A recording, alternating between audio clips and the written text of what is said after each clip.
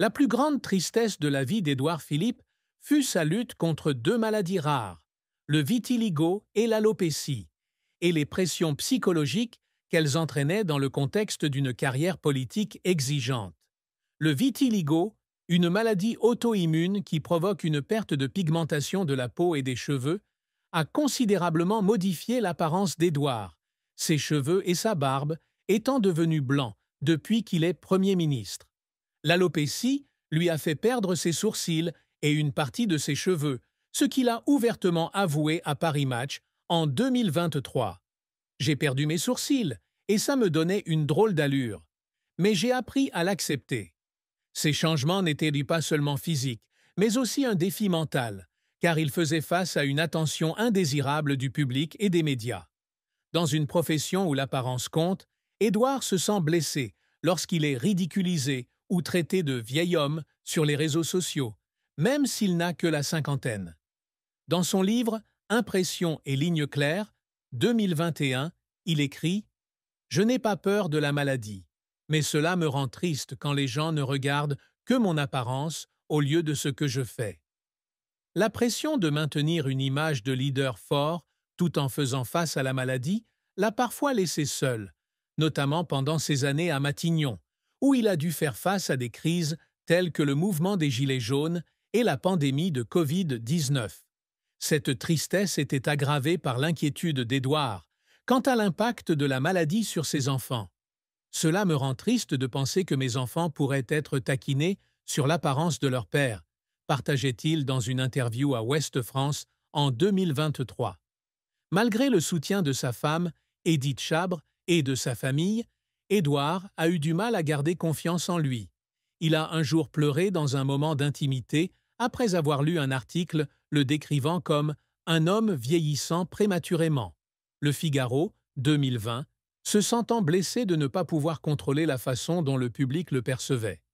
Pourtant, il a transformé cette douleur en motivation, utilisant son honnêteté sur sa maladie pour inspirer les autres, comme lorsqu'il est apparu sur C'est à vous en 2024 et a déclaré « La maladie ne me définit pas, mais la façon dont je la gère ». La carrière d'Édouard Philippe a été un parcours ambitieux, de jeune avocat à Premier ministre français et candidat à la présidentielle. Avec plus de 2 décennies en politique, il a remporté de nombreux succès, mais a également dû faire face à des échecs et à des efforts larmoyants. Édouard a débuté sa carrière après avoir été diplômé de Sciences Po Paris et de l'École nationale d'administration, ENA, en 1997. Il a travaillé au Conseil d'État avant d'entrer en politique, en rejoignant l'Union pour un mouvement populaire, UMP, puis les Républicains, LR. En 2001, il soutient Antoine Ruffenhardt dans sa campagne pour la mairie du Havre et en 2004, il devient conseiller municipal. En 2008, il est élu au Conseil général de Seine-Maritime et en 2010, il succède à Ruffenhardt comme maire du Havre, devenant également président de la communauté urbaine du Havre. En 2012, Édouard remporte un siège à l'Assemblée nationale française, représentant la 7e circonscription de Seine-Maritime. L'apogée de sa carrière survient le 15 mai 2017, lorsque le président Emmanuel Macron le nomme Premier ministre de la France. Durant ses 3 années à Matignon, il a mené la coalition La République en marche, LRIM et MoDem, à la victoire aux élections législatives de 2017, obtenant la majorité à l'Assemblée nationale. Il a mis en œuvre des réformes majeures, notamment la réforme du travail, ordonnance travail, et la restructuration de la SNCF, bien que controversée.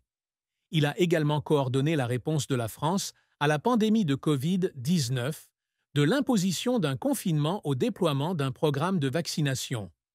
Après avoir démissionné de son poste de Premier ministre le 3 juillet 2020, Édouard est réélu maire du Havre lors des élections municipales de 2020 avec 58,93% des voix.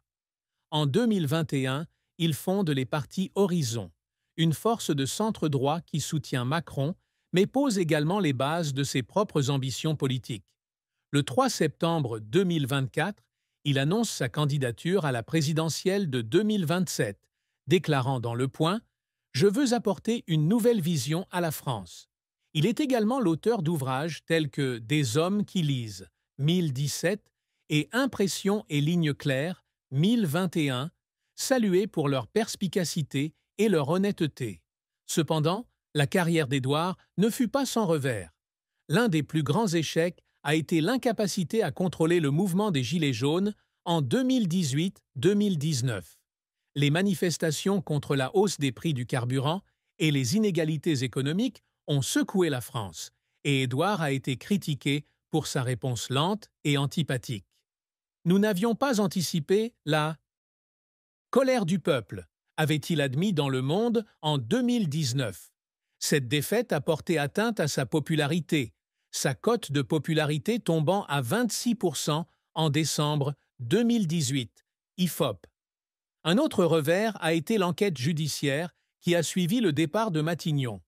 En octobre 2020, son domicile a été perquisitionné par la police en lien avec des plaintes concernant la gestion par le gouvernement de la pandémie de 2020 Covid-19. En 2024, son bureau du Havre est perquisitionné pour abus de pouvoir, favoritisme, détournement de fonds publics et harcèlement moral. Le Figaro, 2024. Bien qu'il n'ait pas été condamné, les incidents ont porté atteinte à son image, d'autant plus qu'il se prépare à se présenter à la présidence. Édouard n'a pas non plus réussi à faire d'Horizon une force politique majeure. Bien que fondé dans l'espoir de concurrencer LREM, Horizon n'a remporté que 28 sièges à l'Assemblée nationale de 2022, un résultat modeste au regard de ses ambitions. Dans Libération 2023, un analyste commentait « Édouard veut succéder à Macron, mais son parti manque de charisme. Ses échecs l'ont laissé confronter à des doutes quant à sa capacité à diriger un mouvement national. » Les efforts d'Édouard étaient souvent accompagnés d'une émotion intense. Un moment qui l'a fait pleurer, c'est lorsqu'il préparait son discours de démission en tant que Premier ministre, le 3 juillet 2020.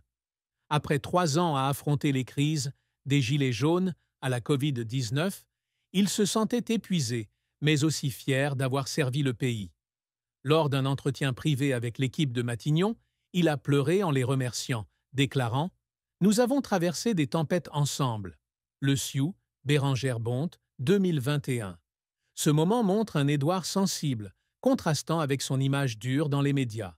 Une autre fois, c'est lorsqu'il a soutenu Alain Juppé lors de la primaire de la droite de 2016. En tant que proche conseiller de Juppé, Édouard a travaillé sans relâche, mais Juppé a perdu face à François Fillon. Un soir à Bordeaux, après l'annonce des résultats, Édouard pleure car il a le sentiment de ne pas avoir fait assez pour aider son mentor. « Je suis triste car Alain méritait mieux », confie-t-il à un confrère.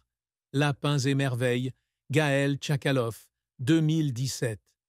Édouard a également versé des larmes face à la pression familiale. En 2017, lorsqu'il a été nommé Premier ministre, il s'inquiétait de l'impact que ce poste aurait sur sa femme et ses enfants. Un soir à Paris, il pleure en discutant avec Édith du déménagement à Matignon, craignant que la célébrité ne vienne perturber leur vie. « Je ne veux pas que mes enfants grandissent sous les projecteurs », a-t-il déclaré à elle en 2021. Ces moments montrent un Édouard dévoué, mais vulnérable, luttant pour concilier travail et responsabilité familiale. La fin de vie d'Édouard fut triste avec le décès de son mentor et ami Antoine Ruffenhardt, le 4 septembre 2020.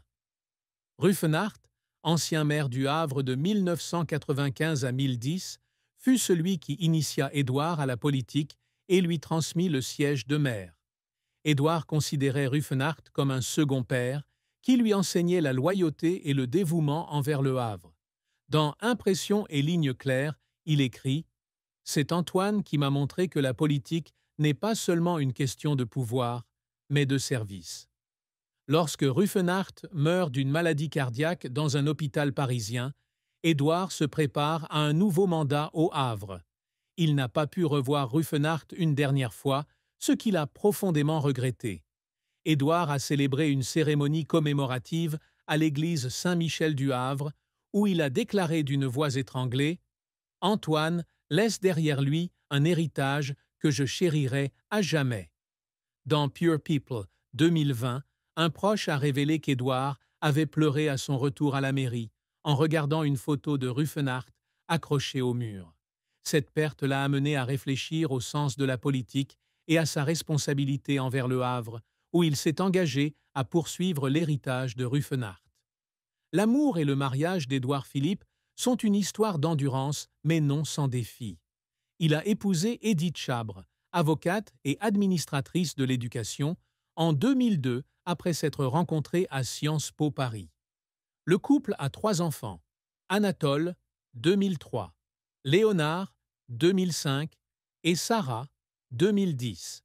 Bien qu'Édith ait choisi de vivre une vie privée, elle était une part importante de la vie d'Édouard, même s'ils vivaient souvent séparés en raison du travail.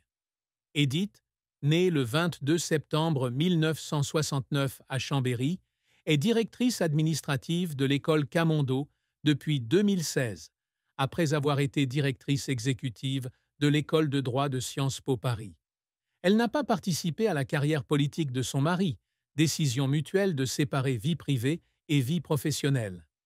Édith a sa propre vie professionnelle et nous choisissons de ne pas laisser la politique interférer avec notre vie de famille, confiait Édouard à Paris Match en 2020. Cependant, l'éloignement géographique, Édith vivait à Para,